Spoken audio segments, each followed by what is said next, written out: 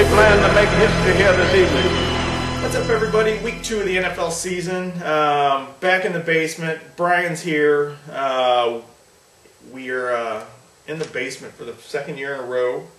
Yeah, we got to work on that. Yes, we need to move it to more. Yeah, we need to move the studio to like more exotic locations. Like by the ocean or strip bars.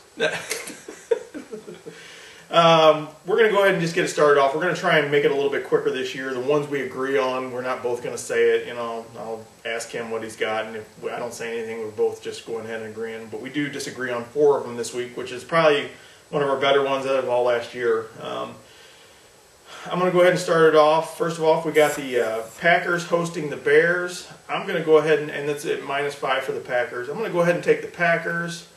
What do you think for the score? I think like 23 to 10. 23 to 10 sounds good. I'm going to put it on 23 to 10. Aaron Rodgers might throw for 1 touchdown. Jay Cutler's probably going to get sacked about 7 times. I just don't see it looking really good for the Bears. And I've heard from the practices that the Packers are maybe trying to practice maybe a fake field goal.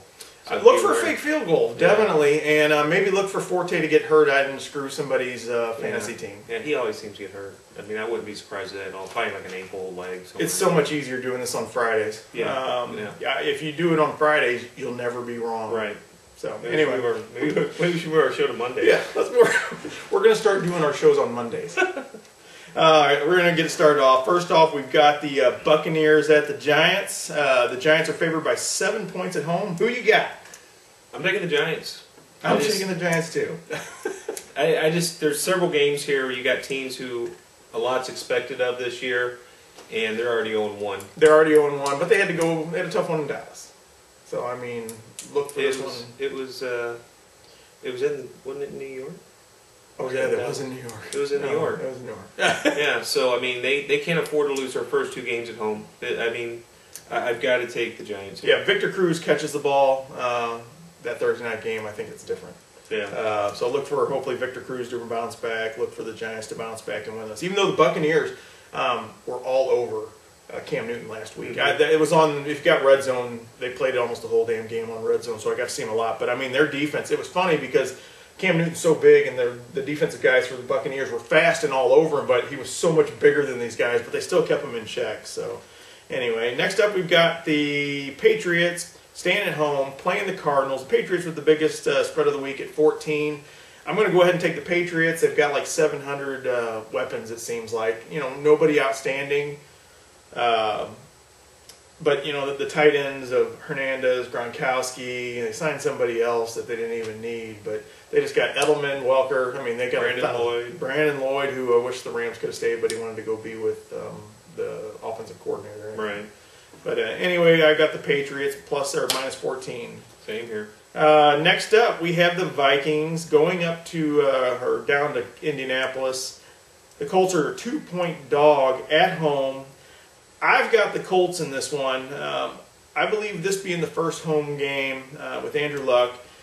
The Vikings really they won last week, but I wasn't really impressed. Adrian Peterson looked good for being hurt, you know, right in the last game of the season. He's sitting out there, you know, playing the first game. It's just incredible. But I'm going to go ahead and take the Colts at home, and the only reason I'm doing this is Andrew Luck's first game. The Vikings don't scare me at all. I mean, why? Why do you have the Vikings winning? Well, I'm taking the Vikings. I was leaning toward Indy to cover. But then today we found out that Freeney is out for this game, and that was a huge factor for me. So I'm taking the Vikings. You know, I look at Jared Allen. I see them getting some pressure on Luck, and you know, Indy played well last week against Chicago, but I like Minnesota to take this game. Next up, we got another one here. We have the Panthers hosting the Saints. The Panthers are actually a 2.5-point dog at home. I've got the Panthers. I see the Panthers being similar to the same style of team, obviously with the same style of quarterback as Robert Griffin. Look for Cam Newton to frustrate the Saints' defense, kind of the way Robert Griffin did last week. Look for a shootout. I ain't going to say this one's going to be a defensive battle at all, but I really think after watching a little bit of the game, I didn't get to see the whole game, but what parts I did get to see of the Saints, I really think it's going to hurt them in the long run not having Sean Payton there. I like Drew Brees. I like the Saints. You know, at their end of the year, they did the same thing last year with their first game against, I think, Green Bay last year, and they had just like it was a 1,000,000-point blowout, and they ended up losing that. Similar to what happened last week. But look for the Saints to actually lose again, and I don't like it, but I look for the Panthers to win this one. You got them to win straight out, not just to cover. Yeah. Okay, this just kind of goes back to my first game with the Giants. This is a big game for New Orleans. I think this is a must-win. It's going to be a long season for them. Defensively, they look terrible. Yes. And we hired their defensive coordinator. Yeah, but they hired our ex-coach to be their defensive coordinator. Well, ours got suspended, so we win. Yeah. I just think this. I agree with Jason. I see a high-scoring game here, kind of like last week's game against Washington for the Saints. But I think this is a game that New Orleans has to win. So I'm taking New Orleans to cover 2.5. And next up, we have the Chiefs going to Buffalo. Buffalo looked horrible last week against the Jets. I mean, there's just no getting around this one. C.J. Spiller is going to be their their running back this year or this week with Fred Jackson getting hurt. I liked what I actually saw with the Chiefs and the Falcons games, even though the Chiefs were at home and they couldn't beat the Falcons. I really liked what their offense did, and I mean, I'm not a big believer in Castle, but I could see him doing the same thing Sanchez did. Look for the Chiefs to go up there and win this one outright too, and they're 3-point dogs right now. So I'll take the Chiefs and give me those 3 points. I'm taking Buffalo. You lose Fred Jackson, but you got C.J. Spiller. I think he had like 14 carries for 160 yards. David Nelson, one of the receivers, is out. But I still like Buffalo. I think Buffalo is not as bad as they started out. What were they down, like 41-7 or something? Yeah, it was, and then, but see, and that's what I was taking into consideration too. Is the only reason they came back is I think the Jets probably let off the gas there. I'm sure. So I mean, that's where C.J. Spiller got all that jump point, which came in from. I think he came in the game, or really started coming in the game with the second half almost. So, but I like Buffalo to kind of pick it back up from the terrible start last week.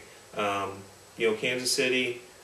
I think each year everyone has high expectations for them to finally turn it around. They just kind of go down the middle. But I'm taking Buffalo to win this one. And next up, we have the Eagles hosting the Ravens. The Ravens looked really good early last week. I think they gave. I'm drawing a blank. Who did the Ravens play last week? Cincinnati. They jumped on Cincinnati early. Cincinnati actually, I thought, was going to start coming back in the middle of that game, but then the Ravens just put the hammer down on them. And I mean, when you got Anquan going, it was just Ray Rice, and it's just like crap. And even Flacco looked good. Mm-hmm. But I am going to take the Ravens. Yeah, I'm taking the Ravens too. I figure if Michael Vick can throw 4 interceptions against Cleveland, I imagine I'd put him down for 7 or 8 now against Baltimore. But I like Baltimore in this game. I know they've got some key players on the defense, still out in Suggs. You never know about Reed, and he's going to play, but he's still a little injured. But I like Baltimore to yeah, Ed Reed's probably licking his chops right now, and I wouldn't be surprised if he got a touchdown this week again. Next up, we have another one we agree on: the Raiders going to the Dolphins. The Dolphins, are going to be through a little transition phase with them getting their new quarterback Tannehill with his beautiful wife. Look for the Raiders to get their first win. I know they didn't look really good. Carson Palmer looked horrible, and I was sitting there last week watching that game going like, man, he should have stayed on that couch last year. But look for the Raiders to make a little bit of a comeback. They still do have Darren McFadden. Carson Palmer, if he's on his game, should take over. But go ahead and give me the Raiders. They're favored by 2.5 points on the road. I don't care. Give me the Raiders. Yeah. Oakland's out without, Jacoby Ford. Some of their top receivers didn't even play last week, and I know that makes a huge difference. They had some young receivers out there. You got Darren McFadden. I think him alone, he can take control of this game. He should. If he doesn't get hurt, which he went to the sidelines again in the middle of that game, and I was like, really? Right. I thought he was going to get hurt again. But and even though I love the show on HBO, I just don't see Miami doing it. It's going to be a long year for them. Here's another one. We've got the Bengals hosting the Browns. The Bengals are actually a 7-point favorite. Now this is a Friday night. Some of these lines, I know everybody puts their videos out a couple days ago, but these lines might have changed a little bit. But go ahead and give me the Bengals. Reason being, they're at home. I don't like the Browns at all this year. Look for the Bengals to get kind of back on the road, not having to face a defense like Baltimore. So Yeah, and I don't see Dalton turning the ball over like Vic did last week. And Brandon Weeden, man, 29 years old, and what like 28% completion rate or something? It was terrible. He's a quarterback in the NFL. He's probably loving life right now. Right. True. Next up, we have the Texans going to Jacksonville. Jacksonville, I just, besides Maurice Jones-Drew, who's going to be starting this week, I really don't like, what's his face? I'm horrible with names.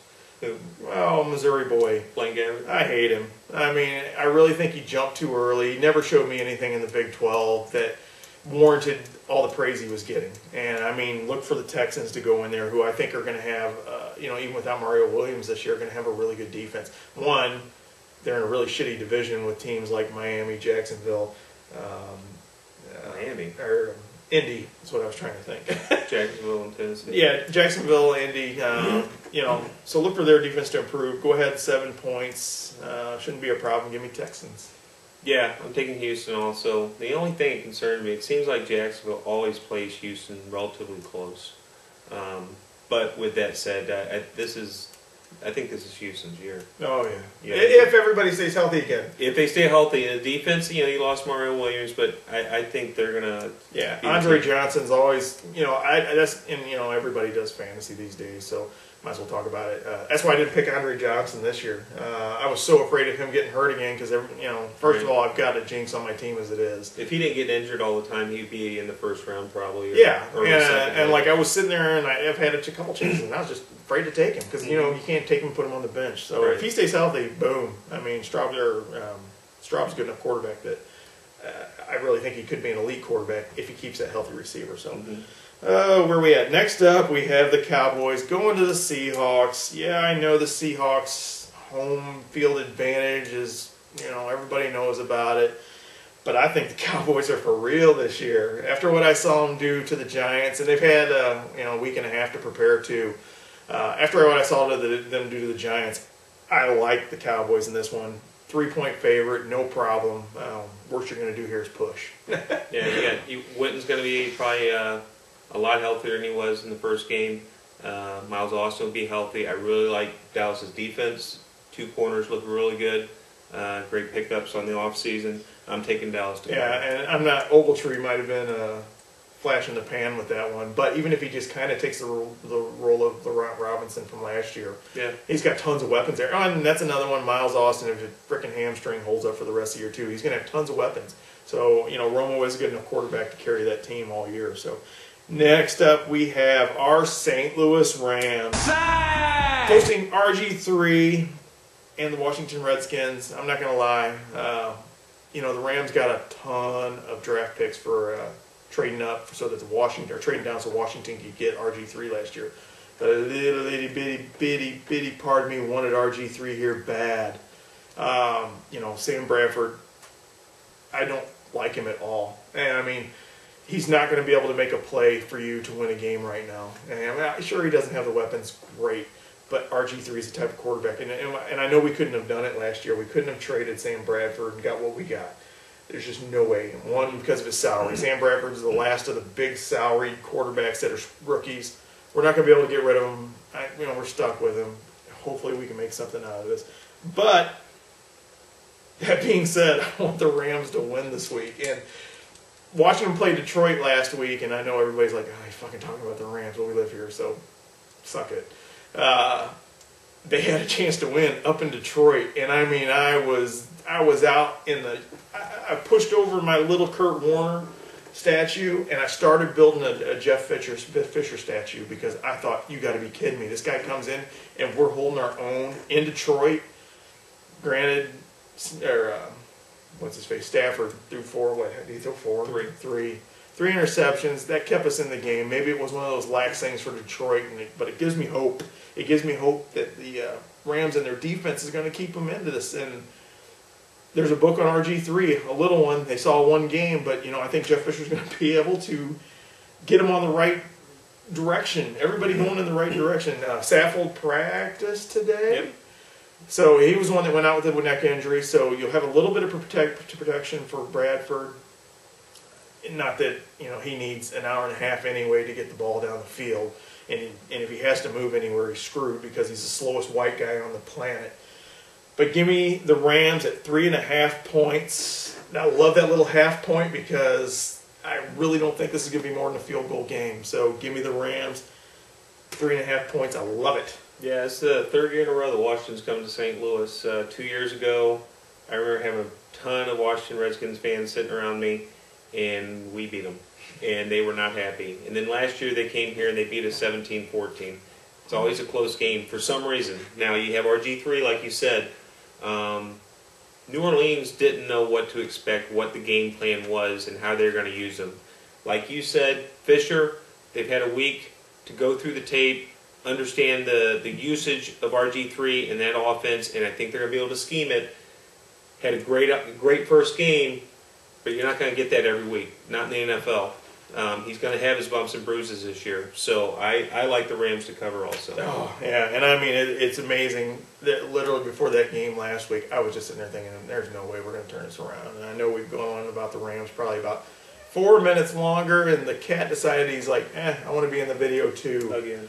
Oh, next up we've got another one that we like, and it's the Jets going to the Steelers. The Jets are a 5-point dog. They threw up a ton of points. I don't expect that every week. There's just no way. Mark Sanchez is not that good. But I'm going to lay off of him this week. But I like the Jets. Yeah, I'm taking the Jets. Pittsburgh's got some injuries. Palomalu, Harrison may not play. Revis is out. But Pittsburgh's getting old. They really look are. It's starting bad. to show.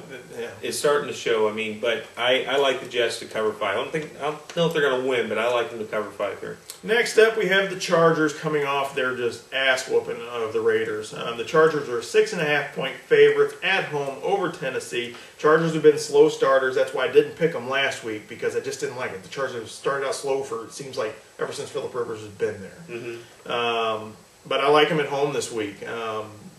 Give me the Chargers. And 6.5 points, the Titans didn't show me anything last week. So yeah, I'll take the Chargers. I think Chris Johnson is the new poster boy for why you don't give people money in the middle of a contract. Earn it. Just because you do it 1 or 2 years doesn't mean anything. Except for Maurice Jones-Drew, because he is part of the St. Louis Sack this year. St. Louis Sack? It's my team. I got off the dirty trombones. Oh. All right, here's another one we disagree on. We have the 49ers hosting the Lions. The Niners are a 7-point favorite. I like the Niners here. Man, they stymied frickin' Green Bay last week. And Stafford, you played the Rams last week and threw 3 interceptions, and that was at home. And that scares me a little bit. The Lions can't get their running game going. Look for a little bit more of the same. And the Niners are coming after him. And I know Detroit Devin, a.k.a. Talk Rapper, you're not going to like that. Sorry. I got your back, Devin. Yeah, he's got your back. But the St. Louis Sack, wait a minute, I play him this week in our league. Oh, do you? Yeah. Boom goes the dynamite. You're going down. Even though Rodgers had a shitty game, I don't care. I'm not afraid of you. I'm not afraid of Michael Vick. 144 projected points to my 112. I think I'm scared? No. I couldn't tell you who's on my team. I That's got 8 leagues. That's what happens when you're in 8 leagues. When you're in 2, you know who you're playing. Right. And I had a whole thing. If Aaron Rodgers had a big game, I was coming after you. I was going to, do the whole, shouldn't call you a talk rapper. They should talk you talk. Well, that and the fact that I didn't draft this team, it was... He was auto-draft, which so ended up with a better team than if I had me. manually drafted, maybe I remember. I like the Lions. They had a bad game against the Rams. Rams played well from what we're used to seeing. San Francisco, great team. Defense, I mean, you can't say enough about that defense. But I like Detroit to bounce back. Not necessarily win the game, but 7 points is a lot of points. It is a lot of against points. Detroit.